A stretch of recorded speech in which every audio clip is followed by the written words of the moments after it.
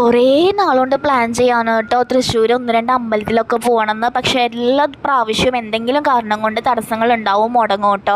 പാവം കല്യാണീനെ ഞാൻ ഒരുപാട് തവണയായിട്ടോ പറഞ്ഞ് പറ്റിക്കുന്നു. അപ്പോൾ ഇന്ന് നമ്മൾ ഈവനിങ് ആണ് പോയിട്ടുണ്ടായിരുന്നത്. രാവിലെ ആണല്ലോ ഓരോ തടസ്സങ്ങളെന്ന് വിചാരിച്ചിട്ട്. സോ ആദ്യം നമ്മൾ പോയിട്ടുണ്ടായിരുന്നത് പാറമേക്കാവിൽ അമ്മേനെ കാണാനാണ് കേട്ടോ. ഈവനിങ് ഞാൻ അങ്ങനെ അമ്പലത്തിൽ പോക്ക് വളരെ കുറവാണ്. ഇന്ന് പോയിട്ടുണ്ടായിരുന്നപ്പോൾ ഭയങ്കര റിലാക്സ്ഡ് ആയിട്ട്, ഒട്ടും തിക്കോ തിരക്കോ ബഹളമോ ഒന്നും ഇല്ലാണ്ട് നല്ല സ്വസ്ഥമായിട്ട് തന്നെ എല്ലാ അമ്പലത്തിലും തൊഴാനായിട്ട് പറ്റിയിട്ടോ.